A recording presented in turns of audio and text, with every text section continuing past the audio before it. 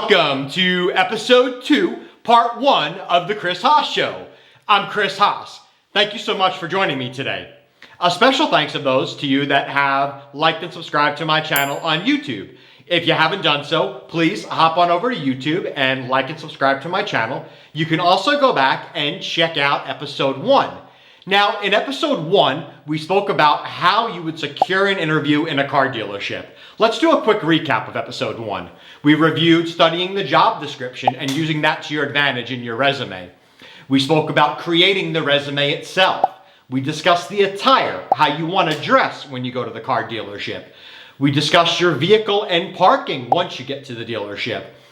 Finally, we covered the meet and greet, the application process, and then what to do from there. So we're going to jump right in today and talk about crushing the job interview, right? We're going to start with the typical questions that you're most likely going to hear during an interview in a car dealership. So some of the basic questions you'll hear are, tell me about yourself. Why do you want to work here? Why are you leaving your current job? What are your greatest strengths? What are your greatest weaknesses? And where do you see yourself in 5 years? So let's drill into those a little bit and talk. So tell me about yourself. Just like in episode 1 where we spoke about cover letters, you don't have to brag about your personal achievements. The interviewer has your resume. They've already taken a look through it at that point. So if they're asking you about yourself, tell them about yourself. Talk about your hobbies and interests and the things that motivate you. Why do you want to work here? Next question you'll usually get. Now, we also spoke in episode 1 about doing your research on not only the interviewer, that hiring manager, but the dealership itself. So again, make sure you use that information to your advantage. At this point, you've done some research on the dealer, you know about it, let that person know why you want to work in that dealership. Why are you leaving your current job? You know, this is something that a lot of folks tend to bend the truth on because they feel they're a little more marketable if they're currently employed. If you've been asked to leave a job, that's absolutely okay. Identify that with the hiring manager, be upfront with them, and let them know. You know, you'll find that car dealers are some of the most understanding people in the world. So if you are asked that question and you are asked to leave a job, you know, speak with the hiring manager and identify what happened and what you learned from that. Very easy way to overcome that. Greatest strengths and weaknesses that you're asked about yourself, typical interview questions. A little pro tip I'll offer you on this. A lot of times an interviewer is going to ask you to give you 3 of your greatest strengths, and then they'll ask you for 1 more, and they'll do the same on those weaknesses. So I would say to have those prepared in your mind, obviously beforehand, so you're not caught off guard. And last one of the typical questions, where do you see yourself in 5 years? Now, be careful with this one. You know, I was asked this question one time on a job interview, and my thought was, well, I wanted that person's job in 5 years. And I wasn't thinking that, I wanted to take their job. I was thinking that because my thoughts were that they were going to be promoted right within 5 years, and then I would step up into that position. That's the natural progression. Unfortunately, you'll find that there are some folks that have egos in this business. I've had managers in dealerships admit to me that they have received resumes from people that they thought could take their job, and they've gone ahead and shredded those resumes. So just be careful how you answer that question. You might not want to look the interviewer dead in their face and tell them that you want their job. You know, if I heard that, I'd be thrilled. I'd say, well, great, I'm going to move up, and this person's going to move up with me too. But some folks might not handle that the right way. So think about your 5-year goal. If you do want that person's job, maybe a better way to phrase that is that you want to advance your career. So speaking of advanced, let's talk about some more advanced questions. Not that these are necessarily more advanced in a technical way, though some are, but if the interview is still continuing at this point, that's obviously a very good sign. If someone's spending time with you and asking more questions, again, that is a great sign. So you may be asked to speak about a difficult work situation. So I've had interviewers in the past ask me, could I tell them about a situation that occurred at work where I had to handle it? You know, one that always pops in my mind and one that I'm going to share. I was a manager of a dealership in New York City, and I had a gentleman that was showing up to work every day late. And every day he had a different story. You know, it was always a flat tire or his kid missed the bus. There was always some issue. I could tell, obviously, you know, he was not being very truthful with me. And I decided to, you know, take the initiative to approach him and find out what was really going on. Now, in this case, the gentleman had recently had a change in his family situation, and it turned out that he was a single dad, and he was having a hard time getting his kid ready for school in the morning.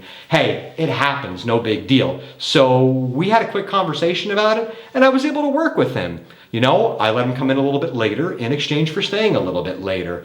And I always remember how grateful he was. And I didn't think this was that big of a deal, but he had mentioned to me that I guess years earlier he had a really bad interaction with a manager. And because of that, he didn't think any managers were going to react well or want to work with him. So, you know, think about that.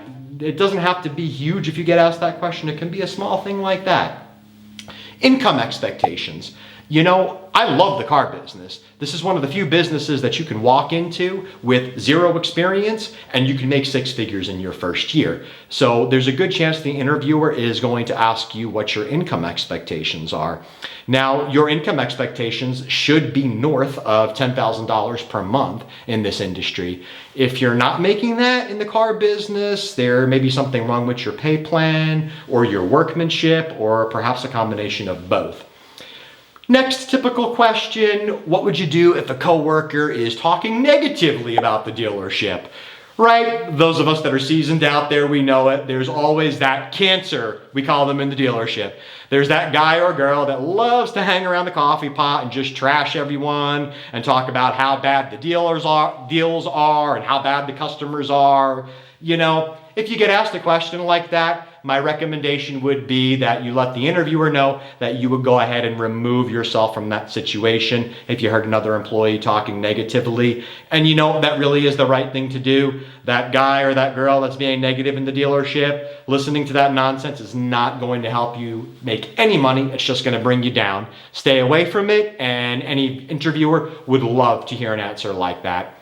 Next up, what would you do if a customer tells you the minute that they meet you that they don't want to work with you, right? The minute you try to shake their hand, they're going to say, no, we're just looking. We're not here to buy a car today. So guys and girls, get the wheels turning on this one right now, because you're going to hear it an awful lot. It happens.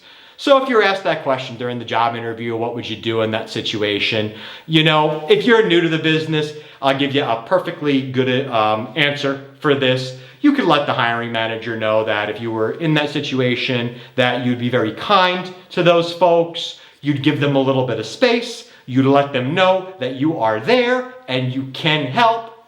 Perhaps maybe you want to break the ice a little and just offer them a cold bottle of water if it's a hot day, or a cup of coffee if it is a cool day out, right? It doesn't take too much to handle that. But again, get the wheels turning on that, because you're going to hear that a lot in this business, and think of some creative ways to handle that. And I'm going to go through those with you in the future when we start talking about actually closing deals and the road to the sale. Last but not least, a lot of hiring managers will want to ask you what customer service means to you. Now, customer service is a huge part of our industry. Keeping your customers happy is going to mean everything for you. You know, it really is not difficult to sell. There is some science involved with it, and you do have to have a process, but at the end of the day, if you're likable, folks are going to buy a car from you. So when you're asked what customer service means, let the hiring manager know just that it means that you want to serve customers, you want to keep folks happy, and it's going to be a very, very important part of your car career here. And we're going to come and close very shortly on today's note. I want to go through something funny with you, though. A lot of hiring managers I've seen in the car business and sales like to do something tactical and say, well, sell me this pen during the interview. It doesn't necessarily have to be a pen. It could be a stapler or anything on their desk. You know, this is kind of old school, but it still happens a lot. I know of a corporate group that still asks this question for any level position in their dealership. So if somebody's interviewing for an executive position, they'll ask you to sell the pen. So if you are asked that question or to sell anything during the interview, first thing you want to do is simply ask the interviewer, what are they going to use it for? Don't just take for granted that they're going to be writing with the pen. Ask them what they're going to use it for. Now, if they respond that they're going to use it as a paperweight, well, you might want to talk about how this pen just weighs the perfect amount to hold that stack of deal recaps down on their desk. Or if they tell you they want to use it to plug a hole in their wall that's bugging them, well, you might want to talk about how that pen is the perfect diameter, right, to fill that hole that's up in their wall. Just find out what they want to use it for. And that's something that's going to be very important too as we continue and start talking about your interactions with clients. You're going to have to find out first what they really need before you can even consider selling them a car. So as I mentioned, we're winding down here on episode 1. Thank you, Episode 2, Part 1. Thank you so much again for tuning in today. I do appreciate it. Stay tuned. Please like and subscribe to my channel on YouTube. And again, I am available on Facebook, LinkedIn, Snapchat, Twitter, and Instagram.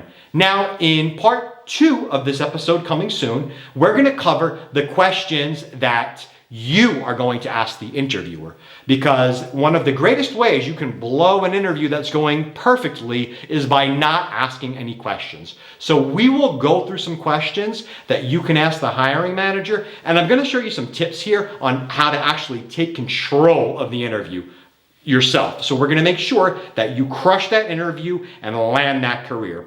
Again, please stay tuned. Thank you so much, folks. Chris Haas out.